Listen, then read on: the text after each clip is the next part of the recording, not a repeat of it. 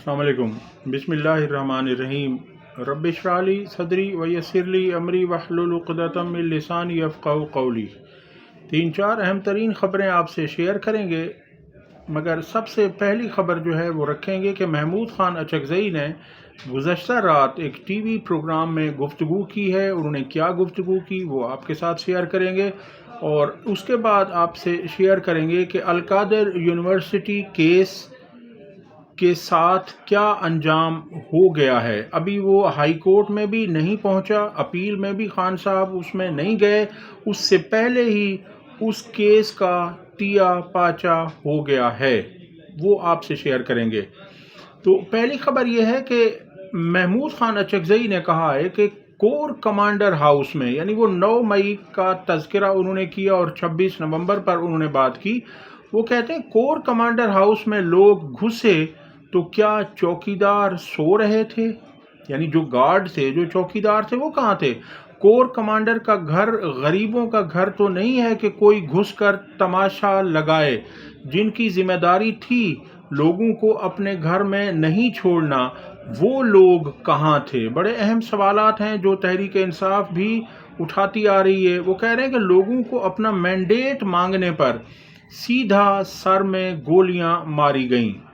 ان کا مزید کہنا تھا کہ 26 نومبر کو لوگوں کے سروں میں گولیاں ماری گئیں۔ آپ لوگوں کا مینڈیٹ چھینتے ہیں، لوگ جلوس نکالتے ہیں، مینڈیٹ چھیننے کا سوال کرتے ہیں، تو کیا آپ ان کو سیدھا سر میں گولیاں ماریں گے؟ ان کا مزید کہنا تھا کہ عمران خان آج بھی اگر ان کی بات مان لے، یعنی اسٹیبلشمنٹ کی بات اگر مان لے، تو عمران خان ملک کا دوبارہ وزیر اعظم بن جائے گا۔ ان کا کہنا ہے کہ اس کے خلاف سارے کیسز بھی ختم ہو جائیں گے اور اس کو کوئی تکلیف نہیں ہوگی۔ اسے شہزادوں کی طرح ہار پہنا کر باہر لے آئیں گے۔ مگر بات یہ ہے کہ عمران خان ڈٹ گیا ہے، عمران خان ان کی بات نہیں مان رہا، عمران خان اپنی بات منوا رہا ہے۔ عمران خان کسی طرح کی نہ ڈیل دینے کو تیار ہے نہ ڈیل کرنے کو تیار ہے، اس لیے ان کا کہنا ہے کہ عمران خان کو نہیں چھوڑا جا رہا۔ یہ سنیے کیا کہہ رہے ہیں محمود خان۔ عمران خان بھی ابھی اگر وہ ان کے کہنے کی بات مان لے تو نہ اس پہ کیسز ہوں گے، نہ اس کو تکلیف ہوگی، نہ وہ جیل میں ہوگا، بلکہ یہاں سے لوگ جا کے بالکل شہزادے کی طرح اسے ہار پہنا کے لے آئیں گے، اور اگر چاہے ان کی زیر سایہ پریمیئر بن جائے گا دوبارہ۔ جی دوبارہ نہیں، صرف 3 دفعہ 4 دفعہ 5 دفعہ یہ نہیں چلے۔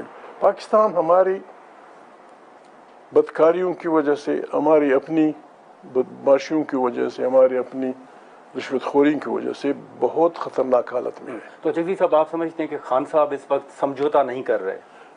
زندہ بات، انہیں کرنا بھی نہیں چاہیے، انہیں کرنا بھی نہیں چاہیے۔ ہوتا ہے زندگی میں، you have to go through some hurdles۔ لیکن جگزی صاحب آپ نے جی، ان کا مزید کہنا تھا کہ محمود خان اچکزئی نے حکومت کے ساتھ تحریک انصاف کے مذاکرات کی مخالفت کر دی۔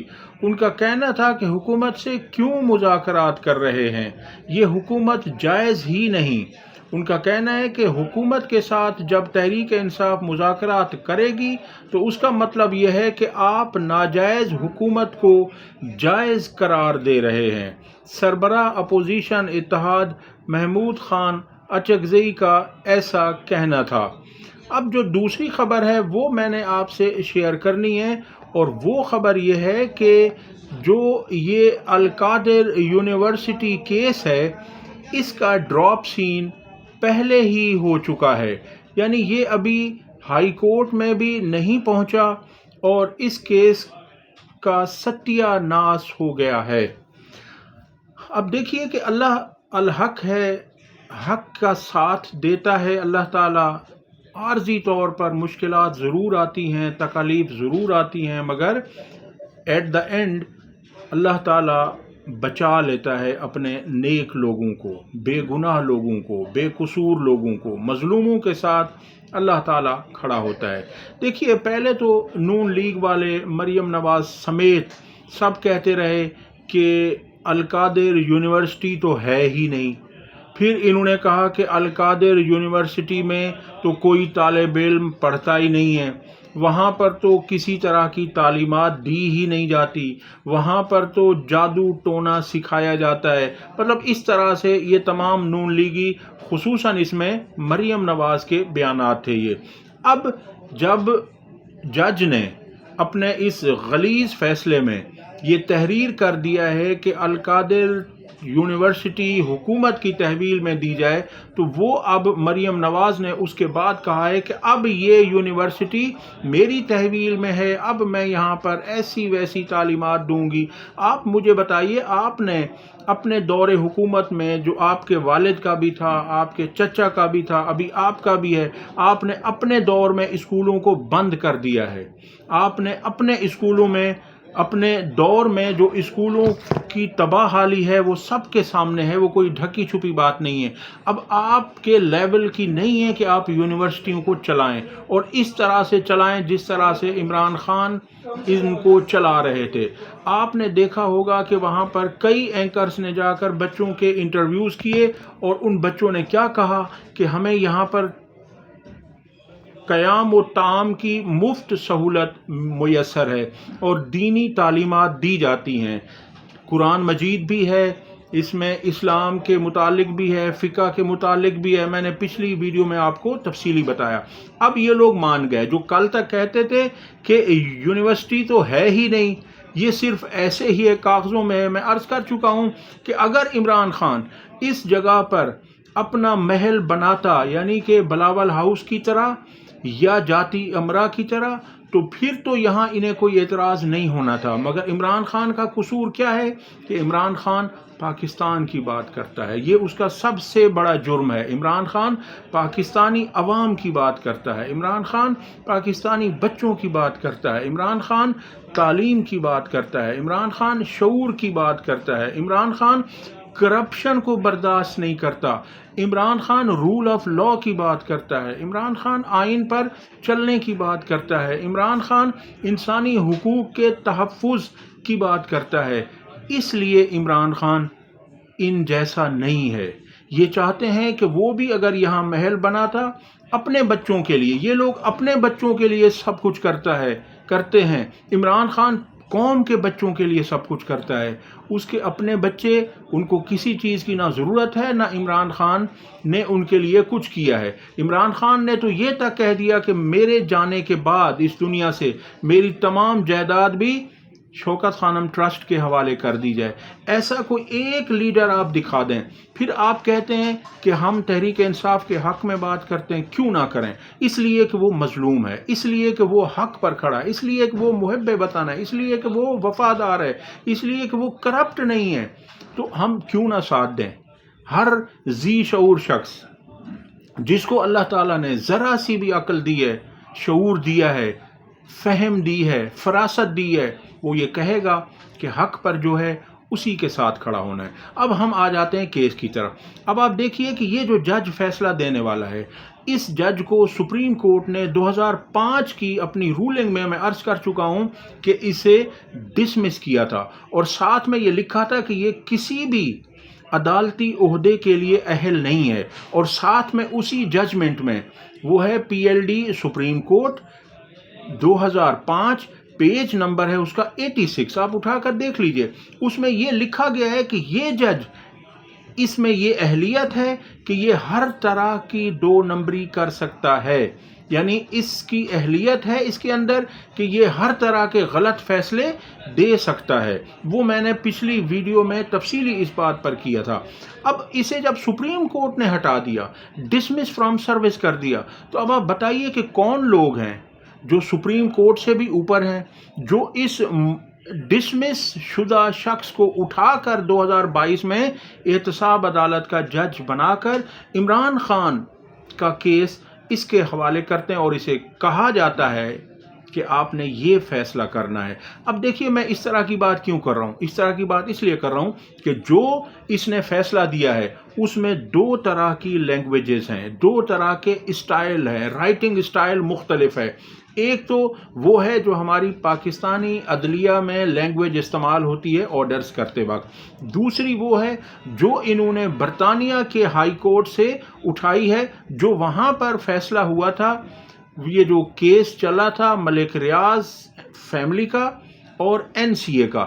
اب اس میں انہوں نے وہاں سے کاپی پیسٹ تو کیے ہیں کچھ چیزیں، کچھ پیراگراف، لیکن یہاں بھی کیا ہے کہ جو مین پیراگراف تھا، جس پیراگراف میں یہ بتایا گیا تھا کہ جو ملک ریاض فیملی ہے اور NCA ہے، نیشنل کرائم ایجنسی ہے، ان کے درمیان جو معاہدہ ہوا، جو ایگریمنٹ ہوا، اس میں انہوں نے لکھا تھا کہ آپ یہ رقم، ہم نے اس رقم کو ڈی فریز کر دیا ہے، ان فریز کر دیا ہے، مگر آپ نے اس رقم کو لے کر جانا ہے، اس اکاؤنٹ میں آپ نے دینا ہے، اس مد میں آپ نے دینا ہے جس میں آپ پہ 460 ارب روپے کا جرمانہ عائد کیا ہے سپریم کورٹ نے، تو آپ اسے سپریم کورٹ کے اکاؤنٹ میں لے کر جائیں گے۔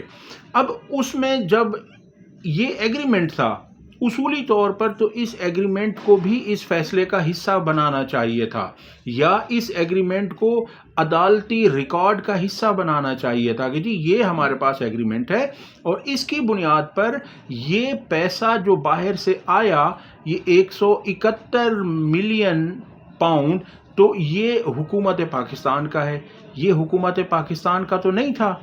اس لیے کیونکہ جب انڈیویجول کی بات ہوئی ہے NCA کے ساتھ، اور انہوں نے اس پہ لکھا ہے جو ایگریمنٹ ہے کہ آپ نے یہ لے جا کر اس اکاؤنٹ میں دینا ہے، اس میں رکھنا ہے، اور اس مد میں دینا ہے جو آپ کو سپریم کورٹ نے آپ کے اوپر فائن کیا ہے، جرمانہ کیا ہے۔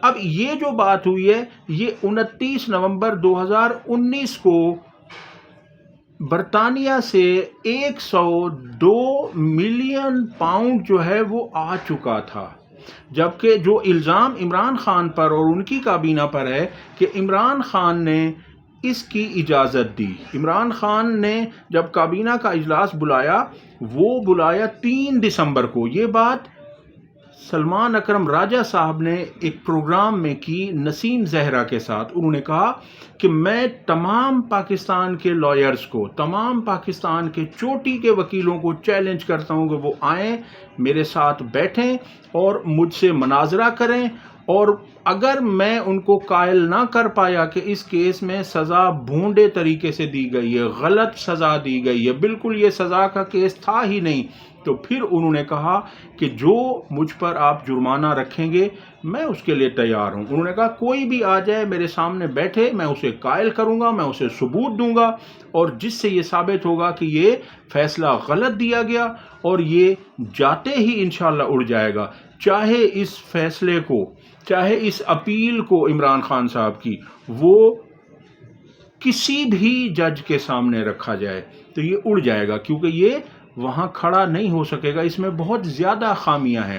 اور مین جو میں عرض کر رہا تھا جیسے کہ اس میں جب لکھا ہوا ہے کہ آپ نے یہ رقم جا کر اس اکاؤنٹ میں دینی ہے، سپریم کورٹ کے رجسٹرار کے اکاؤنٹ میں، تو پھر اس پہ عمران خان صاحب پر کیس کیسے بنا؟ اور کہا گیا جی کہ انہوں نے اس کی منظوری دی، انہوں نے منظوری دی 3 دسمبر کو، جبکہ جو پہلی قسط تھی یہ 3 قسطوں میں پیسہ پاکستان آیا، 102 ملین پاؤنڈ ایک دفعہ آیا، اور تقریباً 34 ملین پاؤنڈ جو ہے وہ دوسری قسط میں آیا، 34 ملین۔ پھر تیسری قسط جو ہے وہ آئی ہے مئی میں، اور مئی 2022 میں، اس وقت بھی عمران خان صاحب کی حکومت نہیں تھی، چونکہ 10 اپریل 2022 کو عمران خان صاحب کی حکومت کے خلاف جو یہ عدم اعتماد بنا کر لائے تھے، اس کی وجہ سے عمران خان صاحب کی حکومت ختم ہو چکی تھی۔